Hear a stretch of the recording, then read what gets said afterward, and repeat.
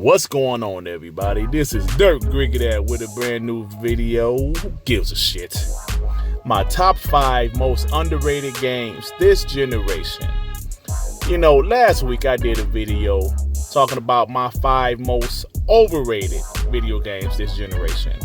And of course, some people disagreed with me, which is fine. And some people agreed. I lost a couple of subscribers, but it is what it is. But I want to talk about my top 5 most underrated games this generation. Now, these games, I'm not saying are the best games this generation. They're not flawless. I'm just saying these games are underrated for whatever reason. It could be because the games didn't sell too well. It could be because of the Metacritic score. It could even be because of the public perception of the game. Some fans don't like the game for whatever reason. But these are just my top 5 most underrated games this generation.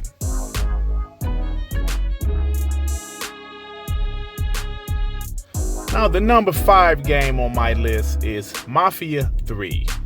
Mafia 3 is a game I thought was pretty good. Now, the game was riddled with bugs and glitches. Now, I have to admit that. But I felt the positive outweighed the negatives in this game. And the 67 Metacritic I felt was a little bit unfair. 67 means the game is pretty bad. I just thought the game should have at least been in the upper 70s. That's just my opinion. But the story of this game is amazing. The graphics were pretty average, but the story, the gameplay, the voice acting, everything was top notch. I do feel the game was a little bit longer than it should have been. I felt they added a lot of repetitive missions in the middle of the game, but the beginning of the game and the end of the game was fantastic. If you haven't played Mafia 3, you can get the game for really cheap right now, and I recommend that you check this game out. The game is brutal, it's really violent, there's a lot of racist issues going on in this game. Obviously, I wasn't raised in the South in the 60s, but holy shit, there's a lot of racism, but I guess that's how it was back then. So I really like this game, and it's unfortunate that the studio had to close down or lay off some folks or whatever happened to the studio, because I really wanted to see a sequel to this game. Hopefully that can still happen. I don't know, but if you haven't played Mafia 3, check this game out.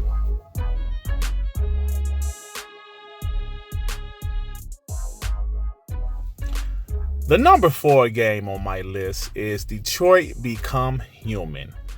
This PlayStation 4 exclusive is one of my most favorite games this generation. Now, the game had a Metacritic score of 78, which isn't bad, obviously, but it's not where I think the game should have been. Just my opinion. I feel the game should have gotten a little bit higher of a Metacritic score, because I'm a big fan of those Telltale kind of games, and this is a game that's similar to those Telltale kind of games on steroids. The graphics, the story is absolutely phenomenal.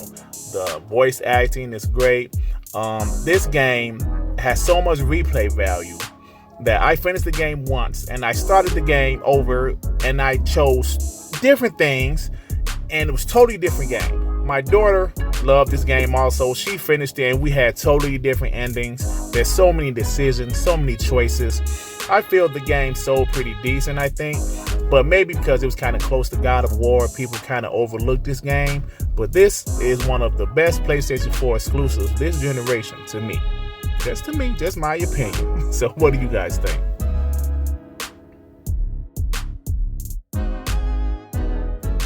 Now, the 3rd game on my list is The Evil Within 2. When The Evil Within 1 came out, I thought the game was okay. But The Evil Within 2 pretty much blew me away. It had a Metacritic score of 82, which I felt was a pretty good and fair score for this game. But the issue is why I feel it's underrated, because the game pretty much sold like shit.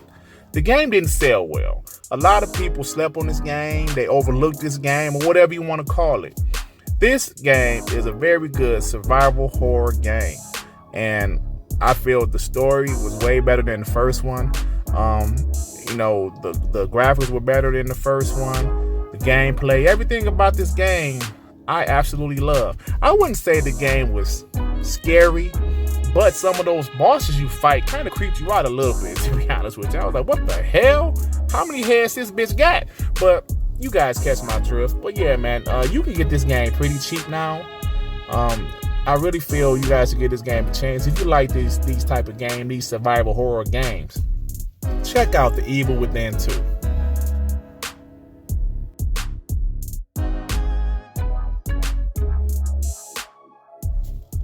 The next game on my top 5 most underrated games this generation list is Until Dawn. Now, as I mentioned previously, I am a big fan of those Telltale type of games. And this game is definitely that type of game. It has a Metacritic score of 79. I feel that's a pretty decent score, but if it was up to me, it would be a few points higher because I am a big fan of Until Dawn. It is a horror game, and there are some times I actually jumped a little bit in this game, but the graphics were pretty damn good on this game. The story was pretty decent. It kind of got weird towards the end, but I still love the game. Decisions. If you make a wrong decision, your character will die, and they're not coming back. If you make a decision earlier in the game, there might be some situations later in the game that could come back to haunt you. For example, I pissed off one of my friends earlier in the game, and later in the game, that bitch could have saved me, and she didn't. And they killed one of my other characters because she was mad at him. So sad. But yes, this game is a ton of fun. Like I say, it's perfect for Halloween time. You guys should really check this game out. If you have a PlayStation 4, you can get it for cheap. And I really recommend Until Dawn.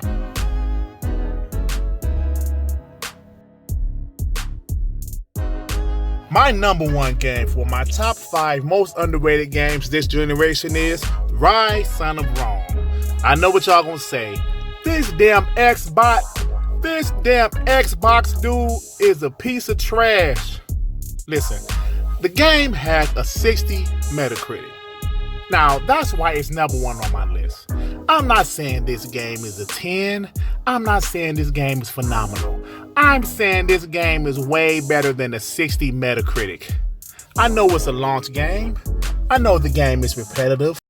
But the graphics are good. The story is good. The gameplay is pretty good.